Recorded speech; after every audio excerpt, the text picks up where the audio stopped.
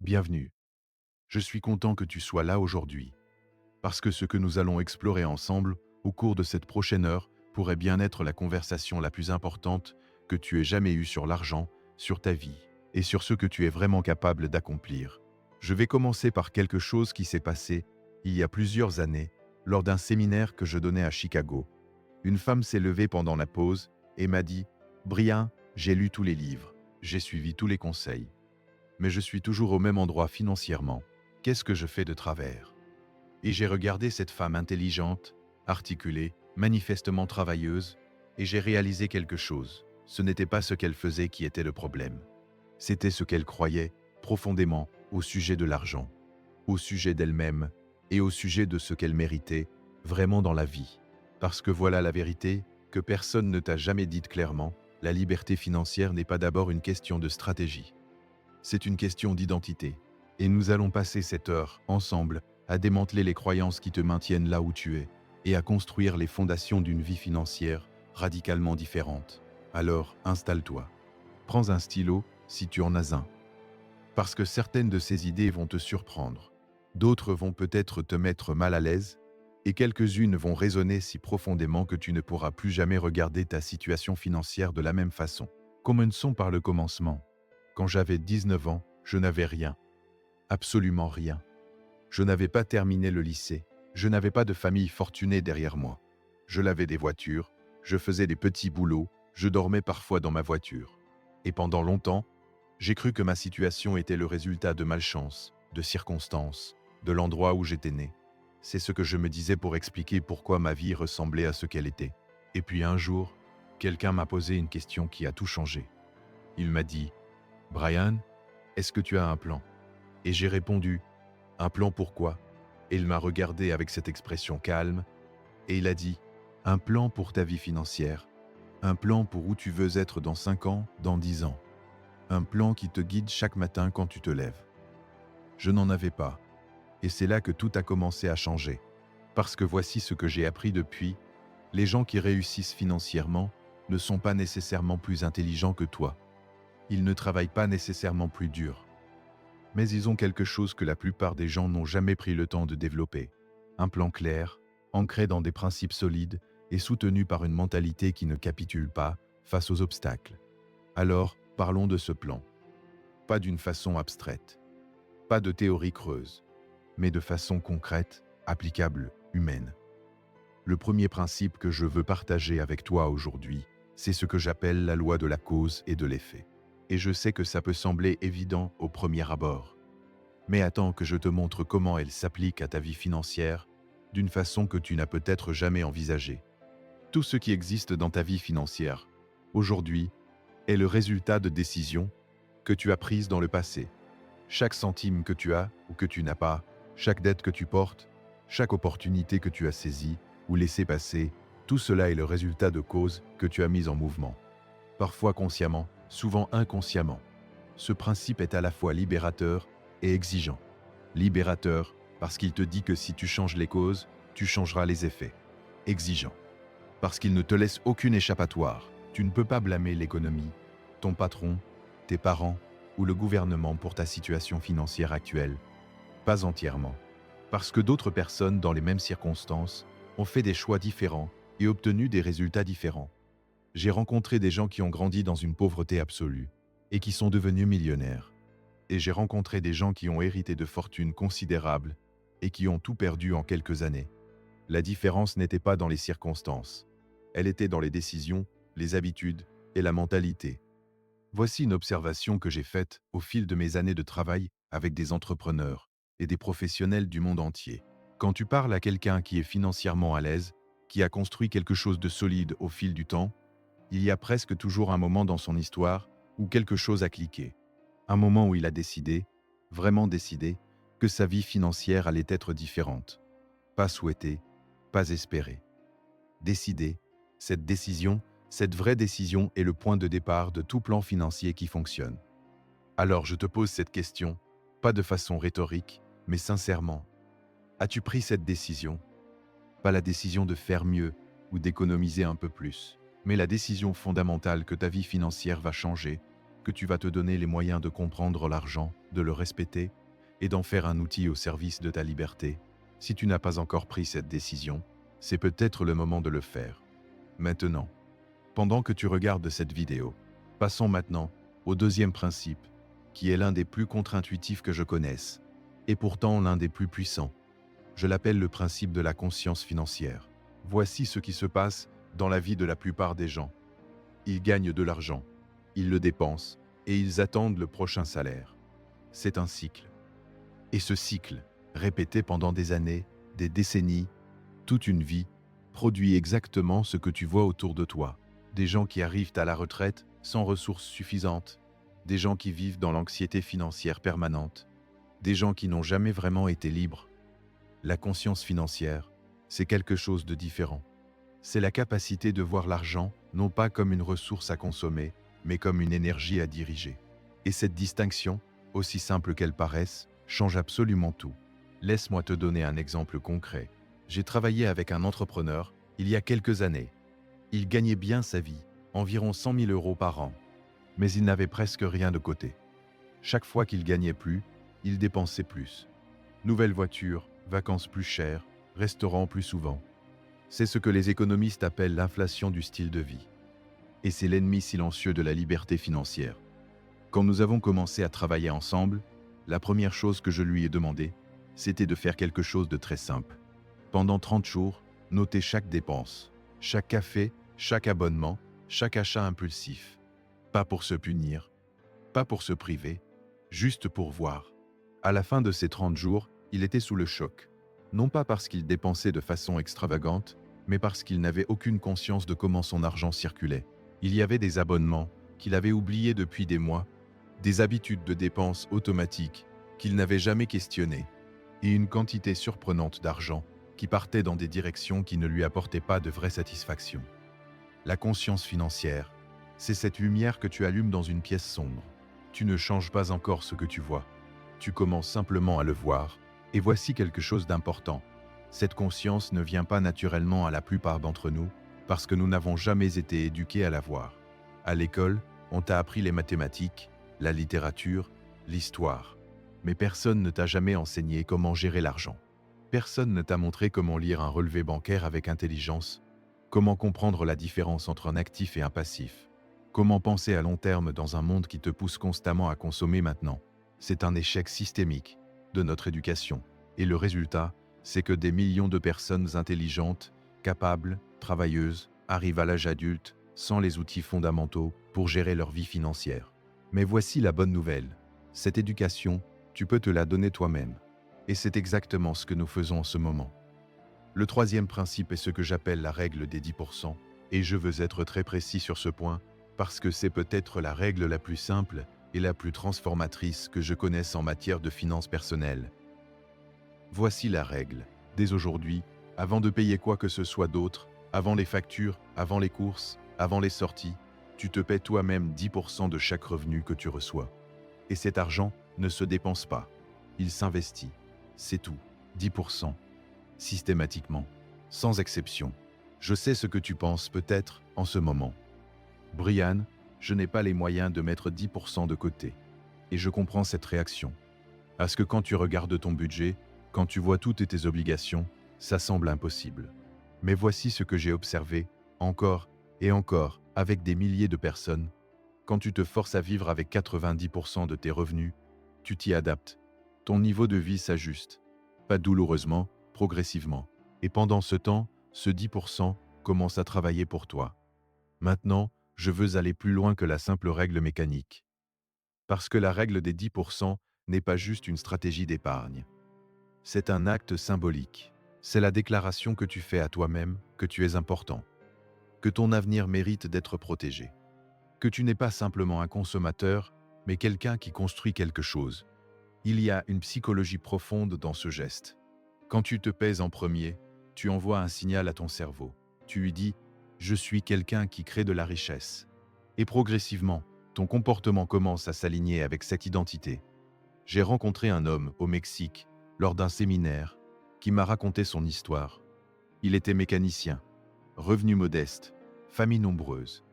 Toutes les raisons du monde pour dire que la règle des 10% ne s'appliquait pas à lui. Mais il l'avait commencé quand même, 10 ans auparavant, pas avec 10%.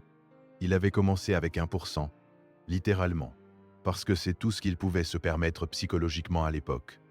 Puis 2%, puis 5, puis 10. Et quand je l'ai rencontré, 10 ans plus tard, il avait accumulé suffisamment pour acheter un petit immeuble locatif. Son premier actif réel, et il rayonnait d'une fierté tranquille que je n'oublierai jamais. Ce n'est pas une histoire extraordinaire, c'est une histoire ordinaire, rendue extraordinaire par la discipline et le temps. Parlons maintenant de quelque chose qui dérange souvent les gens quand je l'aborde, mais qui est absolument fondamental, la relation émotionnelle que tu as avec l'argent. L'argent est neutre, c'est un outil. Un morceau de papier ou désormais des chiffres sur un écran. Il n'a pas de morale, il n'est ni bon ni mauvais en lui-même. Mais nous, les êtres humains, nous lui avons assigné des émotions énormes. Et ces émotions, souvent inconscientes, gouvernent nos décisions financières bien plus que n'importe quelle stratégie. Voici quelques-unes des croyances les plus courantes que j'ai rencontrées au fil des années et qui sabotent silencieusement la liberté financière des gens. La première, l'argent, c'est sale. Cette croyance est souvent héritée de l'enfance, transmise par des parents qui associaient la richesse à la corruption, à l'injustice ou à l'arrogance. Et si quelque part en toi, tu crois que l'argent est sale, tu vas inconsciemment t'en débarrasser. Parce que personne ne veut être sale. La deuxième, je ne mérite pas d'être riche. Celle-là est particulièrement insidieuse. Elle se cache souvent derrière une humilité apparente. Je ne suis pas ce genre de personne. Ce n'est pas pour moi. Les gens riches ont eu de la chance ou ont triché. Et tant que tu crois que la richesse n'est pas pour toi, ton cerveau va trouver des façons créatives de s'assurer que tu restes là où tu crois appartenir. La troisième, parler d'argent, c'est vulgaire. Dans certaines cultures, dans certaines familles, l'argent est un sujet tabou. On n'en parle pas. On ne pose pas de questions. Et le résultat, c'est que les gens grandissent sans jamais apprendre à gérer ce qui est l'une des ressources les plus importantes de leur vie. Ces croyances ne sont pas des vérités. Ce sont des programmes. Et comme tout programme, ils peuvent être réécrits. Comment? Pas en te disant simplement « je dois changer mes croyances ». C'est trop vague. Mais en commençant à observer tes réactions émotionnelles face à l'argent. Quand quelqu'un parle de son succès financier, qu'est-ce que tu ressens? De l'admiration, de la jalousie, du scepticisme? Ces réactions sont des données précieuses sur tes croyances profondes. Et en changeant progressivement ton vocabulaire intérieur. Au lieu de dire « je ne peux pas me permettre ça », commence à te demander comment est-ce que je pourrais me permettre ça. Ce n'est pas du déni de réalité. C'est une façon de mettre ton cerveau en mode solution plutôt qu'en mode résignation. Robert Kiyosaki, dont j'admire le travail, parle de cette distinction avec beaucoup d'éloquence. Et je l'ai observé moi-même, dans ma propre vie et dans celle de mes étudiants. Les gens qui réussissent financièrement ne disent pas « je ne peux pas ». Ils demandent « comment je peux ». C'est une différence minuscule dans les mots, c'est une différence immense dans les résultats. Maintenant, je veux aborder quelque chose qui est au cœur de tout plan financier durable, et c'est la distinction entre les actifs et les passifs. Cette distinction, une fois comprise, vraiment comprise, pas juste intellectuellement, mais viscéralement, change la façon dont tu regardes chaque décision financière de ta vie. Un actif, c'est quelque chose qui met de l'argent dans ta poche. Un passif, c'est quelque chose qui en sort. Simple, non. Et pourtant, la plupart des gens passent leur vie à accumuler des passifs en pensant accumuler des actifs. La voiture que tu viens d'acheter à crédit, c'est un passif. Elle perd de la valeur chaque jour, et tu paies des intérêts pour la posséder. La télévision grand écran, le canapé de luxe, le téléphone dernier modèle. Ce sont des passifs. Ils ne génèrent aucun revenu. Mais voici où ça devient intéressant et parfois inconfortable. La maison dans laquelle tu vis, dans la plupart des cas, c'est aussi un passif. Je sais que c'est une idée qui choque beaucoup de gens, parce que nous avons grandi avec l'idée que posséder sa maison, c'est la richesse. Mais si ta maison ne génère pas de revenus, si elle coûte de l'argent chaque mois en hypothèque, en taxes, en entretien, alors elle est techniquement un passif, même si elle prend de la valeur à long terme. Je ne dis pas qu'il ne faut pas acheter une maison. Je dis qu'il faut comprendre ce que tu achètes vraiment et ne pas confondre une dépense avec un investissement. Un actif réel, c'est une propriété que tu loues. C'est une action qui verse des dividendes. C'est une entreprise qui génère des revenus même quand tu ne travailles pas. C'est un livre que tu as écrit, une formation que tu as créée, une propriété intellectuelle qui continue à produire. La question que les gens financièrement libres se posent constamment, c'est celle-ci.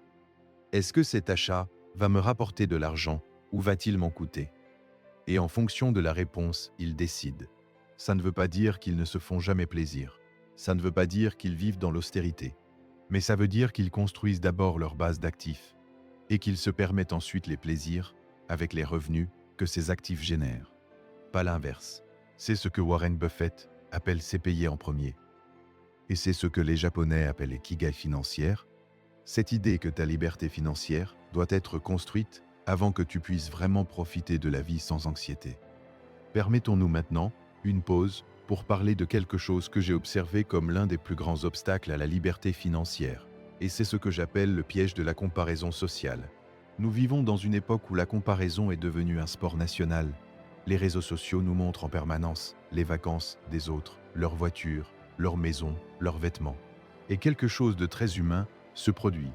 Nous commençons à calibrer notre succès non pas sur nos propres objectifs, mais sur ce que nous voyons autour de nous. J'ai un ami qui travaille dans la finance. Beau salaire, belle carrière. Et pendant des années, il a dépensé l'intégralité de ce salaire pour maintenir un style de vie qui impressionnait ses collègues et ses voisins. Restaurant haut de gamme, voiture de luxe, appartement dans le quartier le plus cher. Il avait l'air riche, mais il n'avait rien de côté. Aucun filet de sécurité, aucun investissement, et quand il a perdu son emploi, pendant une période difficile, il s'est retrouvé dans une situation catastrophique. Ce n'est pas un cas exceptionnel, c'est une épidémie silencieuse. Thomas Stanley, dans son livre The Millionaire Next Door, a fait une découverte fascinante après avoir étudié des milliers de millionnaires américains. La plupart d'entre eux ne ressemblaient pas à ce que nous imaginons. Ils vivaient dans des maisons ordinaires, conduisaient des voitures ordinaires, portaient des vêtements ordinaires. Ils n'essayaient pas d'impressionner qui que ce soit. Ils construisaient tranquillement leur liberté financière, pendant que leurs voisins dépensaient pour paraître riches. Il y a une phrase que j'aime beaucoup, que j'ai entendue pour la première fois il y a de nombreuses années. Les gens riches achètent des actifs. Les gens pauvres achètent des passifs. La classe moyenne achète des passifs en pensant acheter des actifs. C'est une simplification, bien sûr. Mais il y a une vérité profonde là-dedans. Alors voici une question que je t'invite à te poser sincèrement. Dans quelle mesure tes décisions financières sont-elles influencées par ce que les autres vont penser? Dans quelle mesure dépenses-tu pour paraître plutôt que pour être? Ce n'est pas un jugement, c'est une invitation à l'honnêteté. Parce que tant que tu dépenses pour l'image, tu ne construis pas pour la liberté. Parlons maintenant de l'investissement, mais d'une façon différente de ce que tu as peut-être entendu ailleurs. Parce que quand la plupart des gens pensent à l'investissement, ils pensent à la bourse, aux crypto-monnaies, à l'immobilier. Et ce sont effectivement des véhicules d'investissement importants. Mais je veux commencer par l'investissement le plus important que tu puisses jamais faire. L'investissement en toi-même. Je sais que ça peut sonner comme un cliché, mais reste avec moi parce que je veux te montrer concrètement pourquoi c'est vrai. Ton revenu est directement lié à ta valeur sur le marché. Et ta valeur sur le marché est directement liée à ce que tu sais faire, à la qualité de tes compétences, à la profondeur de tes connaissances, à la force de ton réseau. Chaque heure que tu consacres à apprendre quelque chose de nouveau, à développer une compétence, à lire un livre pertinent, à suivre une formation de qualité, c'est un investissement qui peut te rapporter des rendements que aucun marché financier ne peut égaler. J'ai commencé à lire sérieusement à l'âge de 21 ans, pas des romans, des livres sur la psychologie du succès, sur la vente, sur le leadership, sur les finances. Un livre par semaine. Et je peux te dire, avec certitude, que cette habitude a été le plus grand investissement de ma vie. Chaque livre que j'ai lu m'a donné des idées, des stratégies, des perspectives qui ont eu un impact direct sur mes revenus et sur mes décisions. Il y a un principe que j'enseigne depuis des années, et c'est celui-ci. Si tu consacres 1 heure par jour à apprendre dans ton domaine, dans 5 ans, tu seras un expert reconnu. Dans 10 ans, tu seras une autorité nationale. Dans 20 ans, tu pourrais être l'un des meilleurs au monde dans ce que tu fais, 1 heure par jour. C'est tout ce qu'il faut. Mais la plupart des gens ne le font pas. Ils regardent la télévision. Ils scrollent sur leur téléphone. Ils se distraient. Et puis ils se demandent pourquoi leur carrière stagne, pourquoi leurs revenus n'augmentent pas, pourquoi ils se sentent coincés. Le développement personnel n'est pas un luxe, c'est un investissement stratégique dans ton capital le plus précieux, toi-même. Maintenant, parlons de la bourse et de l'investissement financier à proprement parler. Pas pour te donner des conseils spécifiques, parce que chaque situation est différente, mais pour t'aider à développer la bonne mentalité face à l'investissement. Le principe fondamental de l'investissement à long terme, c'est ce qu'Albert Einstein aurait appelé la huitième merveille du monde. Les intérêts composés. Voici comment ça fonctionne dans la réalité. Si tu investis 100 euros par mois à partir de l'âge de 25 ans, avec un rendement moyen de 7% par an, à 65 ans, tu auras accumulé plus de 260 000 euros. Si tu attends l'âge de 35 ans pour commencer, avec les mêmes paramètres, tu n'auras que 120 000 euros. 10 ans de différence, 2 fois moins d'argent. Ce n'est pas une erreur de calcul, c'est la puissance des intérêts composés. Et la leçon ici n'est pas il faut avoir commencé plus tôt. C'est le meilleur moment pour commencer était hier. Le deuxième meilleur moment, c'est maintenant. Mais voici ce que j'observe avec beaucoup de gens qui commencent à investir. Ils ont peur. Peur de perdre, peur de faire une erreur, peur de ne pas choisir le bon investissement. Et cette peur les paralyse. Ils attendent le moment parfait, la certitude absolue, la garantie que ça va marcher, et le moment parfait n'arrive jamais. Il y a une vérité inconfortable dans l'investissement. Le risque zéro n'existe pas, mais voici ce que peu de gens réalisent. Ne pas investir est aussi un risque. C'est le risque de l'inflation qui érode ton pouvoir d'achat. C'est le risque de ne jamais construire de richesse. C'est le risque d'arriver à la retraite sans ressources. L'absence d'action n'est pas une position neutre, c'est un choix. Et comme tous les choix, il a des conséquences. Les investisseurs les plus sages que je connaisse ne cherchent pas à prédire le marché. Ils ne cherchent pas à s'enrichir rapidement. Ils investissent régulièrement, diversifient intelligemment et laissent le temps faire son travail. Ils comprennent que la volatilité est normale, que les marchés montent et descendent, et que la patience est leur plus grande force. Warren Buffett a dit une chose que je répète souvent à mes étudiants. Le marché boursier est un mécanisme qui transfère l'argent des impatients aux patients. Lis cette phrase lentement, laisse-la s'imprégner. L'impatience est l'ennemi de la richesse. Et nous vivons dans une culture qui célèbre l'impatience, qui vend l'idée de la richesse rapide, du raccourci, du système qui te rendra riche en 30 jours. Ces promesses font de l'argent pour ceux qui les vendent, pas pour ceux qui les achètent. La vraie richesse se construit lentement, systématiquement, avec discipline et patience. Ce n'est pas glamour, ce n'est pas excitant, mais c'est réel.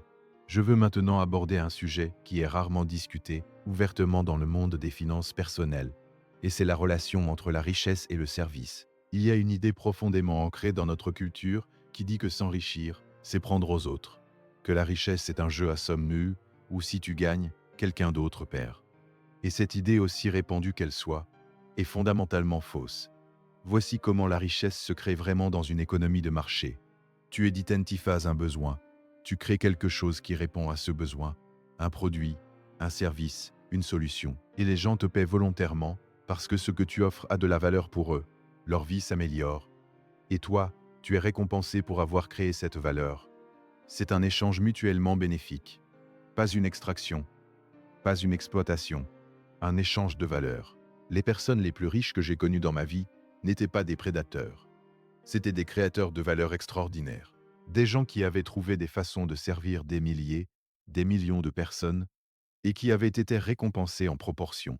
Et voici le corollaire de ce principe. Si tu veux gagner plus d'argent, la question à te poser n'est pas comment puis-je obtenir plus. C'est comment puis-je donner plus de valeur. Comment puis-je mieux servir mes clients, mes employeurs, mon marché. Comment puis-je résoudre des problèmes plus importants de façon plus efficace, pour plus de personnes.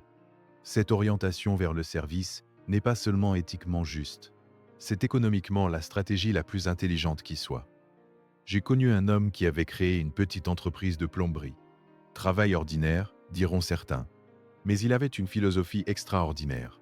Il disait « Mon travail, c'est de m'assurer que chaque client se sent mieux après ma visite qu'avant. » Et il le faisait systématiquement. Il arrivait à l'heure. Il laissait les lieux plus propres qu'il ne les avait trouvés. Il expliquait clairement ce qu'il avait fait et pourquoi. Il suivait chaque client après l'intervention pour s'assurer que tout allait bien. En 10 ans, il avait une entreprise de 20 employés, une liste d'attente de clients et une réputation qui lui valait des recommandations constantes. Il avait créé de la valeur. Et la richesse avait suivi. Ce n'est pas une exception, c'est un principe. Maintenant, je veux parler de quelque chose qui est au cœur de tout ce que nous avons discuté jusqu'ici. Et c'est la question des habitudes financières. Nous sommes, dans une très large mesure, le produit de nos habitudes. Les neuroscientifiques nous disent que 40 à 50% de nos comportements quotidiens ne sont pas des décisions conscientes. Ce sont des habitudes, des automatismes, des patterns que notre cerveau a développés pour économiser de l'énergie. Et voici la chose fascinante avec les habitudes financières. Elles fonctionnent dans les deux sens. Tu peux avoir des habitudes qui construisent la richesse ou des habitudes qui la détruisent. Et dans les deux cas, elles fonctionnent automatiquement, sans que tu aies à y penser consciemment. Les habitudes qui construisent la richesse, ce sont des choses comme vérifier régulièrement ses comptes, pas avec anxiété, mais avec conscience. Mettre de côté un pourcentage fixe de chaque revenu avant de dépenser quoi que ce soit. Lire ou écouter quelque chose d'éducatif chaque jour. Questionner chaque dépense importante avant de la faire. Tenir un budget, non pas comme une contrainte, mais comme un outil de navigation. Les habitudes qui détruisent la richesse sont souvent plus subtiles.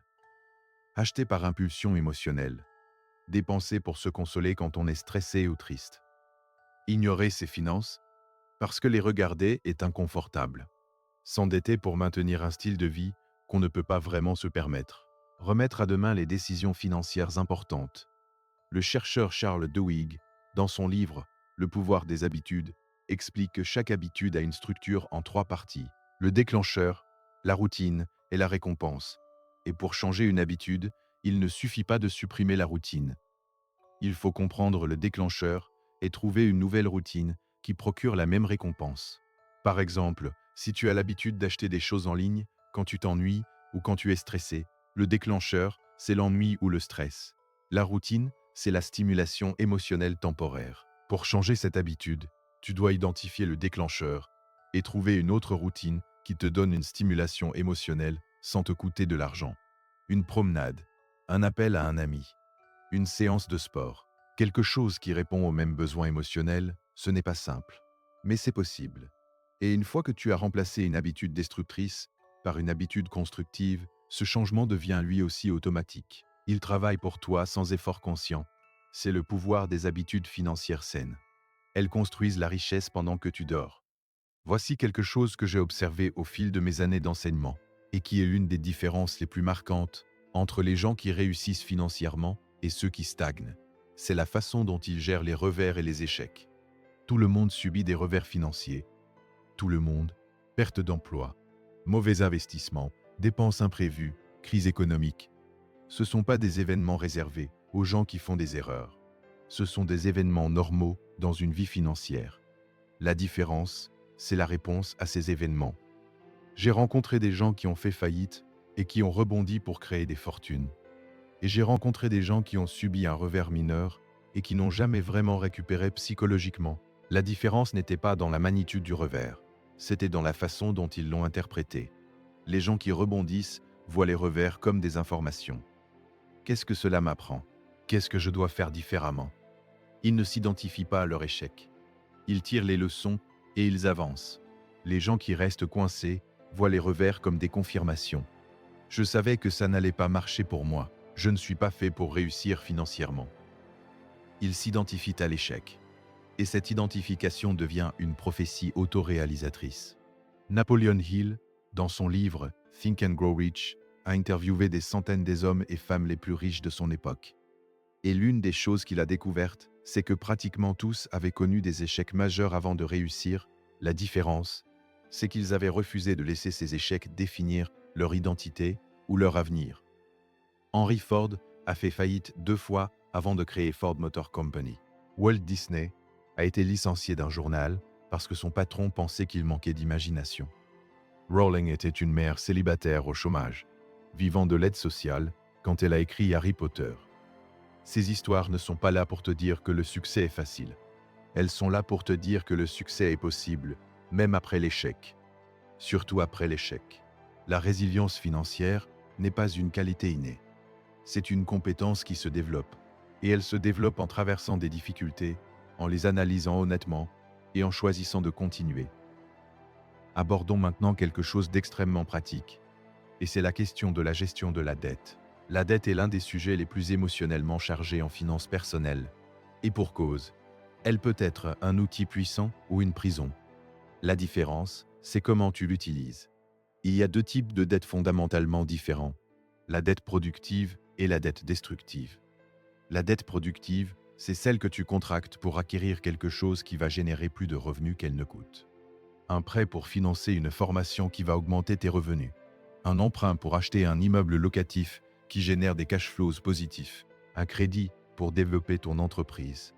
Ce type de dette, utilisé intelligemment, peut accélérer considérablement ta construction de richesse. La dette destructive, c'est celle que tu contractes pour consommer.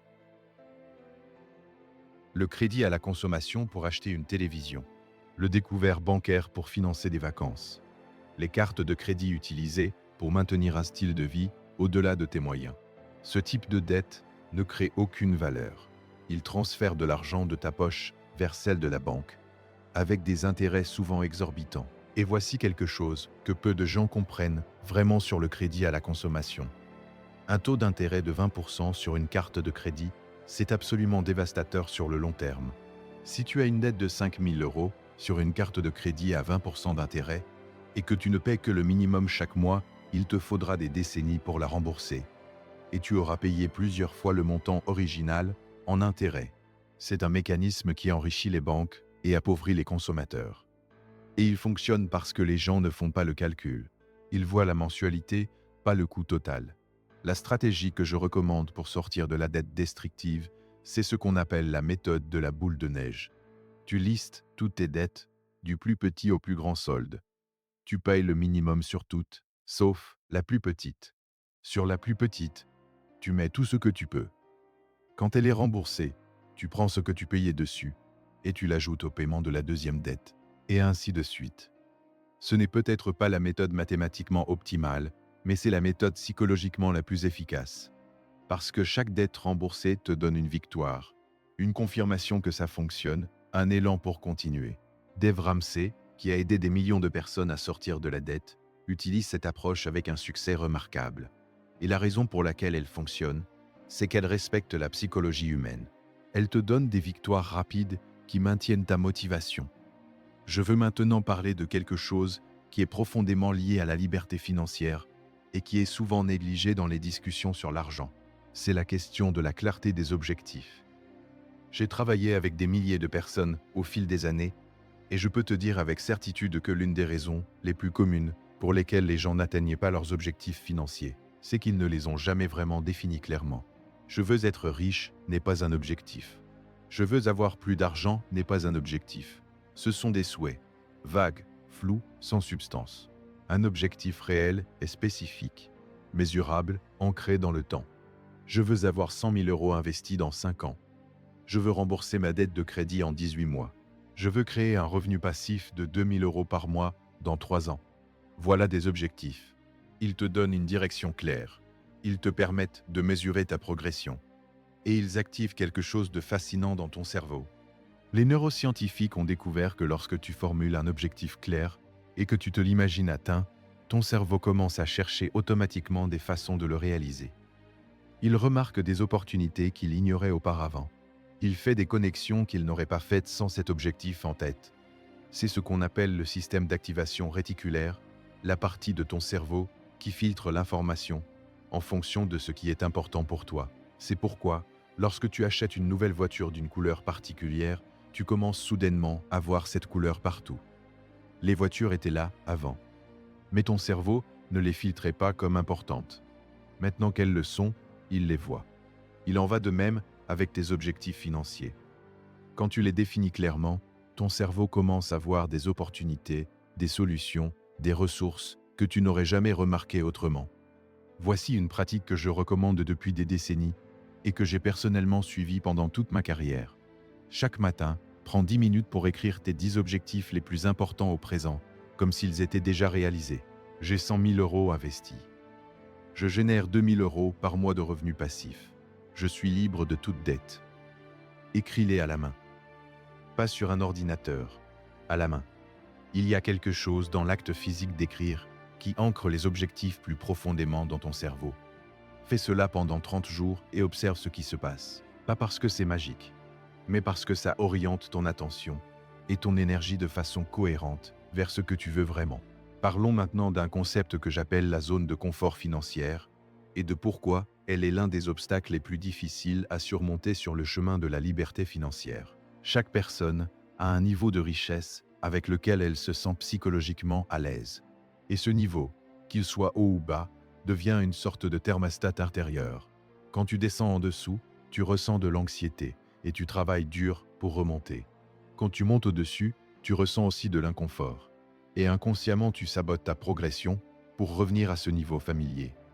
Ce phénomène explique des choses qui semblent autrement inexplicables. Pourquoi des gens qui gagnent à la loterie perdent souvent tout en quelques années? Pourquoi des sportifs professionnels qui gagnent des millions se retrouvent en faillite après leur retraite? Pourquoi certaines personnes semblent incapables de garder de l'argent, même quand elles en gagnent beaucoup? Ce n'est pas de la malchance. C'est le thermostat financier qui ramène tout le monde à son niveau de confort habituel.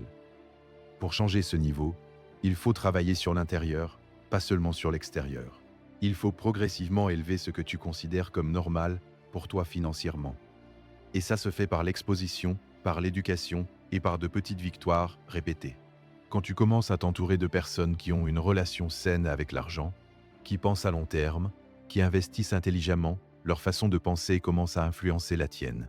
C'est pourquoi Jim Rohn disait que tu es la moyenne des 5 personnes avec lesquelles tu passes le plus de temps. Pas seulement en termes de revenus, mais en termes de mentalité, d'habitude et de vision du possible. Je ne dis pas de rejeter tes amis qui ont moins d'argent que toi. Je dis d'ajouter à ton cercle des personnes qui ont la mentalité et les résultats que tu vises. Lis leurs livres, écoute leurs podcasts, assiste à leurs conférences, rejoins leur communauté. Laisse leur vision du possible élever la tienne. Voici quelque chose que j'ai observé avec beaucoup d'étudiants au fil des années. Et c'est une distinction que je trouve extrêmement utile. La différence entre la mentalité de rareté et la mentalité d'abondance. La mentalité de rareté dit qu'il n'y a pas assez pour tout le monde, que si quelqu'un gagne, quelqu'un d'autre perd, que les ressources sont limitées et que tu dois te battre pour ta part. Cette mentalité crée de la compétition, de la jalousie, de l'anxiété, et paradoxalement, elle attire souvent la rareté qu'elle craint.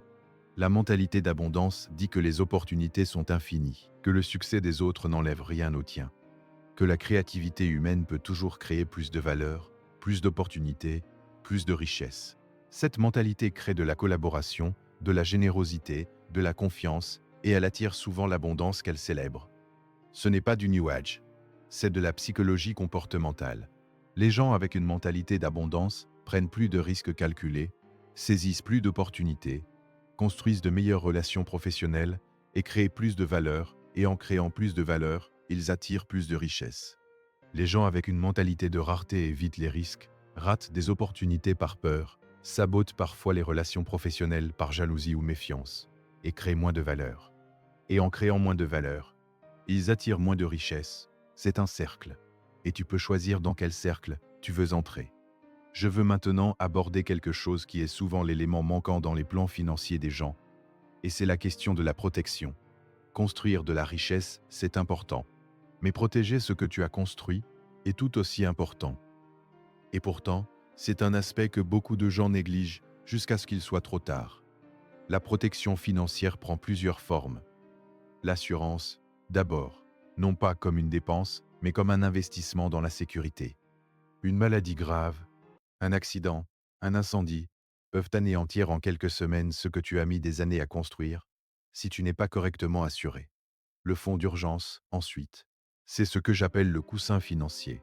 L'idéal est d'avoir entre 3 et 6 mois de dépenses en liquidité facilement accessible. Pas investi. Liquide. Parce que les urgences ne préviennent pas, et si tu n'as pas de coussin, une urgence te force soit à t'endetter, soit à vendre des investissements au mauvais moment. La diversification des revenus également. Un seul flux de revenus, c'est fragile. C'est une corde. Plusieurs flux de revenus, c'est une chaîne. Si l'un cède, les autres tiennent, et construire progressivement des flux de revenus additionnels, qu'ils viennent de l'investissement, d'une activité secondaire, de propriété locative ou de revenus passifs, C'est l'une des stratégies les plus solides pour la sécurité financière à long terme. Et puis il y a la protection légale. Testament, assurance vie, structure juridique pour protéger tes actifs. Ce sont des sujets qui mettent mal à l'aise parce qu'ils nous obligent à penser à des événements désagréables. Mais les ignorer peut avoir des conséquences catastrophiques pour toi et pour ta famille. La richesse ne se construit pas seulement en gagnant et en investissant. Elle se construit aussi en protégeant ce que tu as déjà. Maintenant, je veux parler de quelque chose qui est peut-être le sujet le plus profond que nous allons aborder aujourd'hui. Et c'est la question du sens. Pourquoi veux-tu la liberté financière? Vraiment, pourquoi? Si ta réponse est pour avoir plus d'argent, ce n'est pas suffisant pour te soutenir dans les moments difficiles, dans les périodes de discipline, dans les moments où tu pourrais abandonner. Mais si ta réponse est pour pouvoir passer plus de temps avec mes enfants, pour avoir la liberté de choisir mon travail, pour pouvoir voyager et découvrir le monde, pour ne plus jamais avoir à s'inquiéter de payer les factures, pour pouvoir aider ma famille et ma communauté. Voilà des motivations qui ont de la profondeur, des motivations qui te feront te lever le matin avec énergie, même quand c'est difficile. J'ai rencontré des milliers de personnes qui voulaient devenir riches sans vraiment savoir pourquoi. Et j'ai observé que même quand elles atteignaient un certain niveau de richesse, elles ne se sentaient pas plus heureuses. Parce que l'argent en lui-même n'est pas une fin, c'est un moyen. La vraie question n'est pas combien veux-tu avoir, c'est quelle vie veux-tu vivre. Et l'argent est l'outil qui te permet de construire cette vie. Quand tu as clairement défini la vie que tu veux vivre, l'argent devient un outil au service d'une vision. Et cette vision te donne l'énergie, la discipline et la résilience pour traverser les obstacles inévitables sur le chemin. Viktor Frankl, le psychiatre et survivant de l'Holocauste, a écrit quelque chose de profond dans son livre Man's Search for Meaning. Il a observé que les gens qui survivaient dans les conditions les plus terribles étaient ceux qui avaient un sens, un pourquoi suffisamment puissant. Et il a conclu que celui qui a un pourquoi peut supporter presque n'importe quel comment. Ce principe s'applique à la liberté financière. Si ton pourquoi est assez puissant, tu trouveras le comment. Si ton pourquoi est flou ou superficiel, le premier obstacle te fera abandonner. Alors prends le temps de vraiment définir ton pourquoi, pas en 5 minutes, en y réfléchissant profondément, en écrivant, en te demandant pourquoi, encore et encore jusqu'à arriver à quelque chose qui te touche vraiment au cœur. Voici maintenant quelque chose de très pratique que je veux partager avec toi, et c'est ce que j'appelle le plan financier en 7 étapes. Ce n'est pas une formule magique, c'est un cadre. Et comme tout cadre, il doit être adapté à ta situation spécifique. La première étape, c'est l'évaluation honnête. Où en es-tu vraiment aujourd'hui? Quel est ton revenu? Quelles sont tes dépenses? Quelles sont tes dettes? Quels sont tes actifs? Beaucoup de gens évitent cette étape parce qu'elle est inconfortable. Mais tu ne peux pas naviguer vers une destination si tu ne sais pas d'où tu pars. La deuxième étape, c'est la définition de tes objectifs financiers. Comme nous en avons parlé, des objectifs spécifiques, mesurables, ancrés dans le temps, à court terme, à moyen terme et à long terme. La troisième étape, c'est l'élimination des dépenses non essentielles. Pas toutes les dépenses de plaisir, mais les dépenses qui ne t'apportent pas de vraie satisfaction et qui mangent ton budget sans raison valable. Les abonnements oubliés, les habitudes de consommation automatique, les achats impulsifs. La quatrième étape, c'est la mise en place du paiement de soi en premier. Automatiser le transfert d'un pourcentage de chaque revenu vers un compte d'épargne ou d'investissement. L'automatisation est clé parce qu'elle supprime la décision. Tu n'as pas à te demander chaque mois si tu vas mettre de côté. Ça se fait automatiquement. La cinquième étape, c'est le remboursement de la dette destructive. Avec une stratégie claire, comme la méthode de la boule de neige, et avec une discipline constante. La sixième étape, c'est la construction d'un fonds d'urgence. Avant d'investir agressivement, assure-toi d'avoir ce coussin de sécurité qui te protège des imprévus. La septième étape, c'est l'investissement pour la croissance à long terme.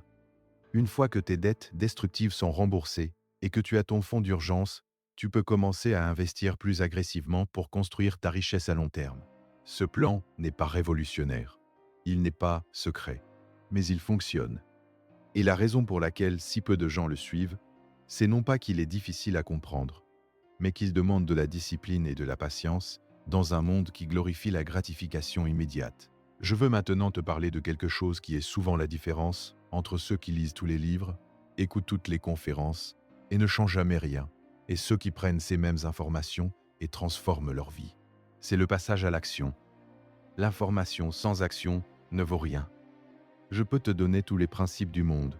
Tu peux lire tous les livres qui existent sur la finance personnelle. Mais si tu ne fais rien avec cette information, elle reste de la théorie. Et voici quelque chose d'important sur le passage à l'action. Tu n'as pas besoin d'être prêt à 100% pour commencer. Tu n'as pas besoin d'avoir toutes les réponses. Tu n'as pas besoin que les conditions soient parfaites. Tu as besoin de faire un premier pas. Imparfait, hésitant, peut-être même dans la mauvaise direction. Mais un pas quand même. Parce que c'est en marchant qu'on apprend à marcher. C'est en investissant qu'on apprend à investir. C'est en gérant son argent qu'on apprend à le gérer. J'ai travaillé avec un jeune entrepreneur, il y a quelques années, qui avait une idée brillante, mais qui attendait le moment parfait pour la lancer. Il attendait d'avoir plus de capital, plus de temps, plus d'expérience, plus de certitude. Et pendant qu'il attendait, quelqu'un d'autre a lancé une idée similaire et a réussi.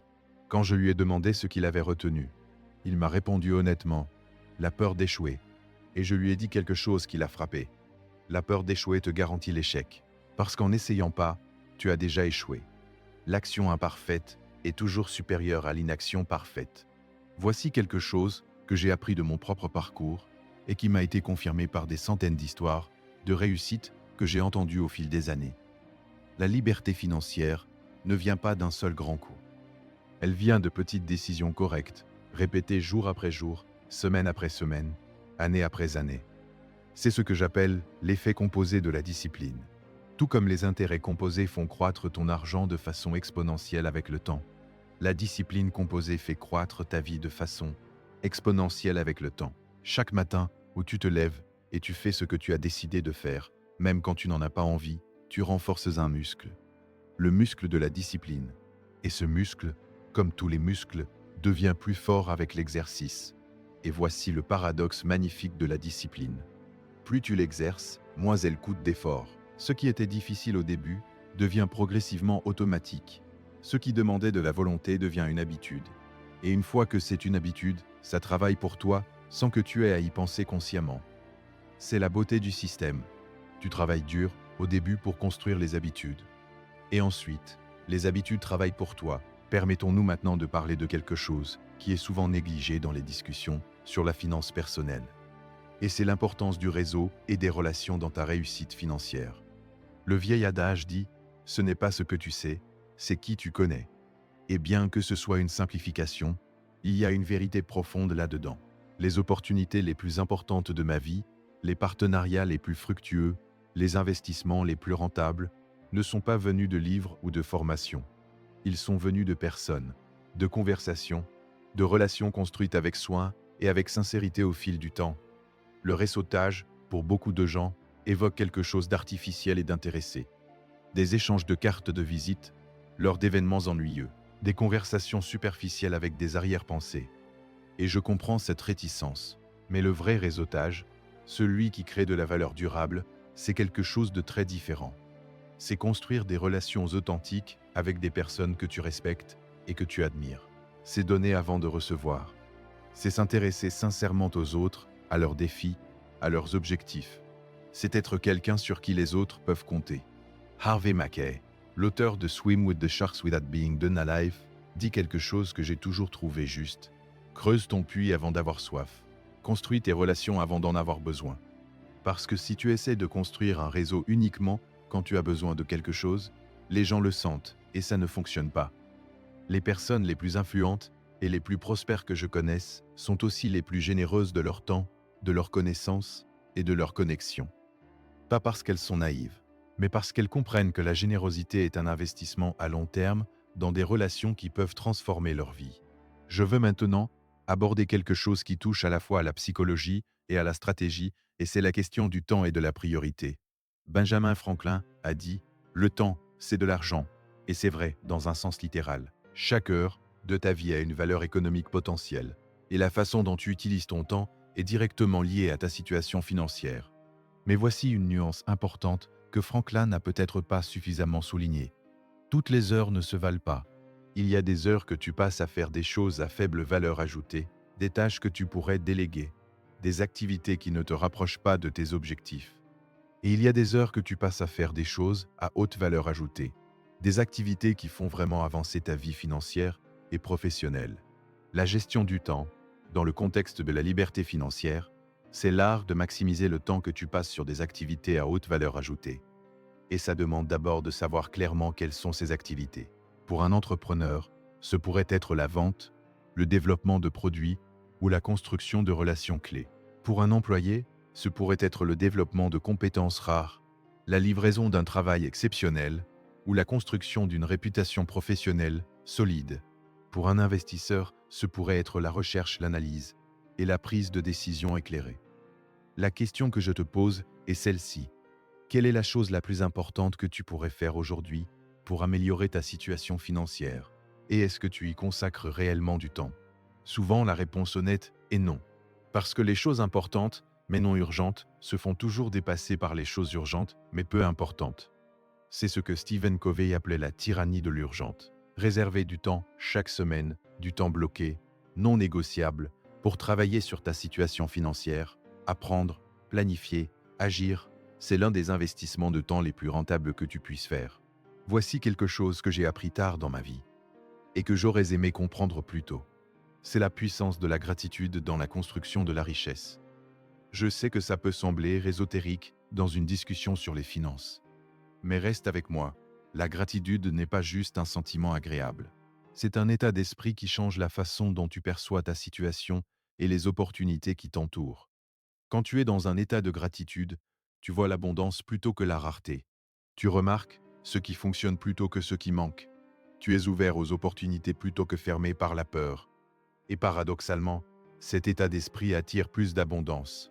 Des recherches en psychologie positive, notamment les travaux de Martin Seligman et de Robert Raymond, montrent que les personnes qui pratiquent régulièrement la gratitude ont non seulement un meilleur bien-être émotionnel, mais aussi de meilleures relations, plus d'énergie et une plus grande capacité à atteindre leurs objectifs. Ce n'est pas de la pensée magique, c'est de la neurologie. Un cerveau dans un état de gratitude est littéralement plus créatif, plus ouvert et plus capable de voir des solutions. Alors voici une pratique simple. Chaque matin, avant de commencer ta journée, prends 2 minutes pour écrire 3 choses pour lesquelles tu es reconnaissant dans ta vie financière. Peut-être que tu as un travail, peut-être que tu as un toit, peut-être que tu as appris quelque chose de précieux récemment. Peu importe ce que c'est. L'acte de chercher activement des raisons d'être reconnaissant oriente ton cerveau vers l'abondance plutôt que vers la rareté. Et cet état d'esprit, maintenu sur le long terme, a un impact réel sur tes décisions, sur tes relations et sur ta capacité à construire la vie financière que tu veux. Je veux maintenant te parler d'un concept que j'appelle les prix de la liberté.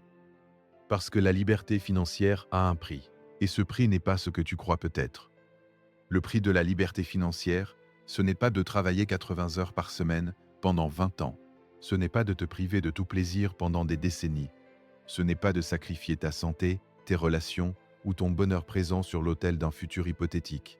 Le prix de la liberté financière, c'est la discipline, la cohérence, la patience et la volonté de faire des choix légèrement inconfortables de façon répétée. C'est de choisir d'investir 100 euros ce mois-ci plutôt que de les dépenser en sortie. C'est de choisir de lire un livre sur l'investissement plutôt que de regarder une série. C'est de choisir d'avoir une conversation inconfortable avec ton banquier ou ton conseiller financier plutôt que d'ignorer ta situation. C'est de choisir de rester dans l'appartement modeste un peu plus longtemps pour construire ton capital plutôt que de déménager dans quelque chose de plus impressionnant. Ces choix ne sont pas dramatiques. Ils ne demandent pas de sacrifices héroïques. Mais répétés sur des mois et des années, ils créent une différence absolument énorme dans les résultats. Darren Hardy, dans son livre « The Compound Effect », illustre ce principe de façon magnifique. Il compare 2 personnes qui font des choix légèrement différents chaque jour. L'une fait des choix légèrement meilleurs, l'autre fait des choix légèrement moins bons. Au bout de 10 ans, leurs vies sont radicalement différentes. Pas à cause d'un grand événement, mais à cause de l'accumulation de petites décisions quotidiennes. C'est l'effet composé. Et il s'applique à tout, à l'argent, à la santé, aux relations, aux compétences. Alors la question n'est pas « est-ce que je peux faire un grand sacrifice pour ma liberté financière ?» La question est « est-ce que je suis prêt à faire de petits choix légèrement meilleurs, de façon cohérente, pendant longtemps ?» Si la réponse est oui, la liberté financière est à ta portée. Je veux maintenant partager avec toi quelque chose de personnel, quelque chose que j'ai mis du temps à comprendre et à accepter. Pendant de nombreuses années, j'ai cru que le succès financier était principalement une question de travail acharné. Et le travail acharné est important, ne te méprends pas. Mais j'ai réalisé progressivement que le travail acharné sans direction est comme courir vite dans la mauvaise direction. Tu t'épuises sans arriver nulle part.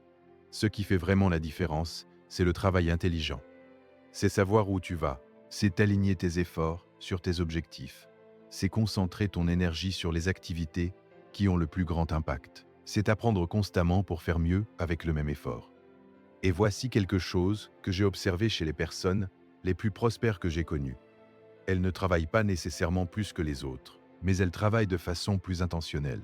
Chaque heure de leur journée est orientée vers leurs objectifs. Elles disent non à beaucoup de choses pour pouvoir dire oui aux choses les plus importantes. Warren Buffett dit que la différence entre les gens qui réussissent et les gens qui réussissent vraiment, c'est qu'ils disent non à presque tout. Parce que le focus, la concentration sur ce qui compte vraiment, est l'une des ressources les plus précieuses et les plus rares. Dans un monde de distractions infinies, la capacité à rester focusé sur ses objectifs à long terme est une compétence extraordinairement précieuse. Et c'est une compétence qui se développe, comme toutes les autres. Parlons maintenant de quelque chose qui est fondamental pour tout plan financier à long terme, et c'est la retraite. Non pas dans le sens traditionnel de cesser de travailler à 65 ans, mais dans le sens de la liberté de choisir comment tu passes ton temps. L'objectif de la liberté financière, dans sa forme la plus pure, c'est d'atteindre ce que j'appelle l'indépendance financière. Le moment où tes revenus passifs, les revenus générés par tes actifs, couvrent tes dépenses. À ce moment-là, tu n'as plus besoin de travailler pour vivre. Tu travailles si tu le veux, pour la satisfaction, pour l'impact, pour le plaisir. Mais pas par obligation. C'est une liberté profonde.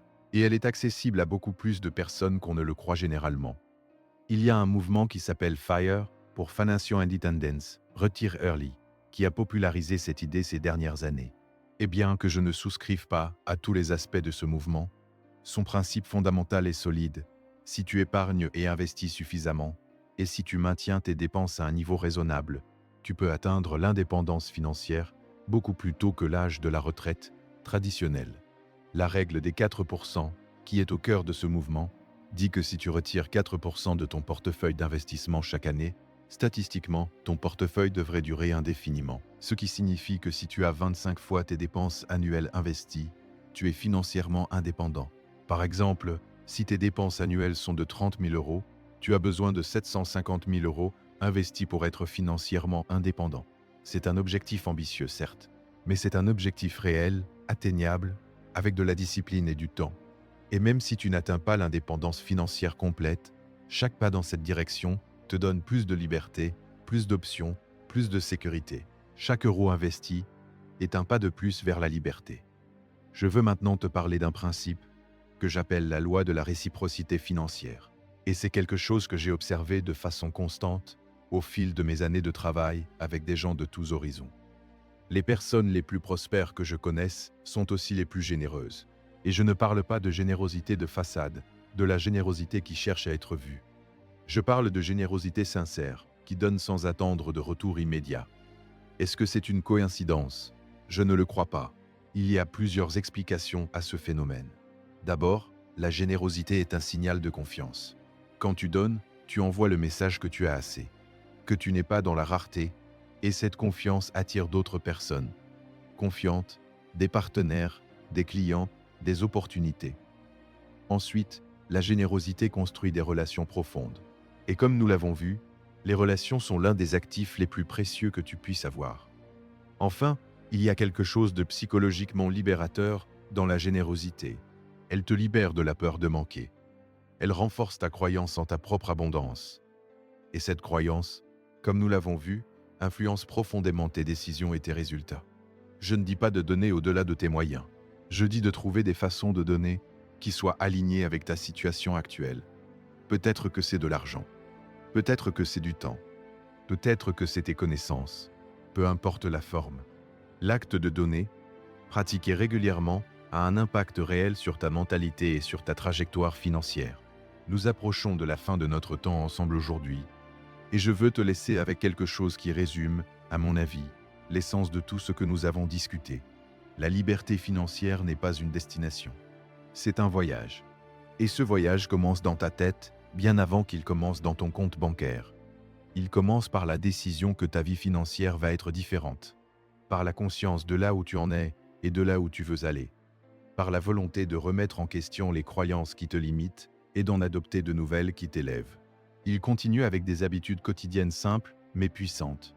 Te payer en premier, investir régulièrement, apprendre constamment, construire des relations authentiques, protéger ce que tu as construit.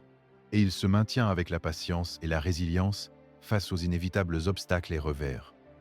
La compréhension que les revers font partie du voyage, que chaque difficulté est une opportunité d'apprendre et de grandir, que la persévérance, sur le long terme, est la qualité qui fait la différence entre ceux qui réussissent et ceux qui abandonnent. Voici ce que je veux que tu retiennes de cette conversation.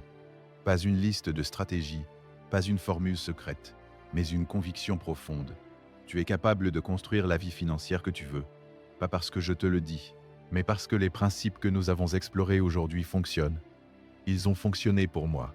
Ils ont fonctionné pour des milliers de personnes que j'ai eu le privilège d'accompagner. Et ils peuvent fonctionner pour toi, mais ils ne fonctionneront que si tu passes à l'action.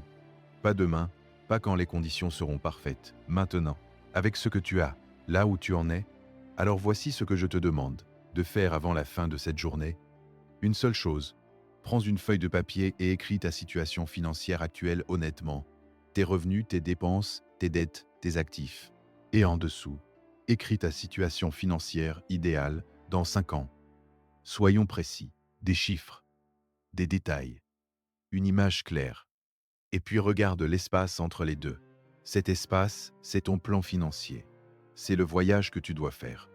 Et maintenant que tu le vois clairement, tu peux commencer à le planifier, à prendre des décisions qui te rapprochent de la destination et à construire les habitudes qui vont t'y amener.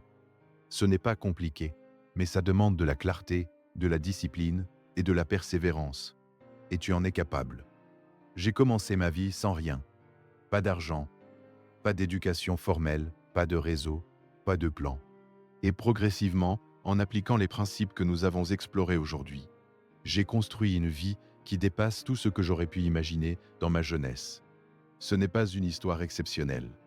C'est une histoire humaine. C'est l'histoire de quelqu'un qui a décidé que sa situation actuelle n'était pas sa destination finale et qui a eu la discipline de faire, jour après jour, les choix qui le rapprochaient de là où il voulait aller. Tu peux écrire cette même histoire, avec tes propres chapitres, tes propres défis, tes propres victoires, mais la structure est la même, la décision, le plan, l'action, la persévérance, et avec le temps, la liberté. Je te remercie d'avoir passé cette heure avec moi. Ce temps que tu as investi en toi-même aujourd'hui, en apprenant, en réfléchissant, en t'interrogeant honnêtement sur ta situation et sur tes croyances, c'est déjà un pas dans la bonne direction. Ne laisse pas cette énergie s'éteindre. Prends l'action que je t'ai suggérée. Partage ces idées avec quelqu'un qui pourrait en bénéficier.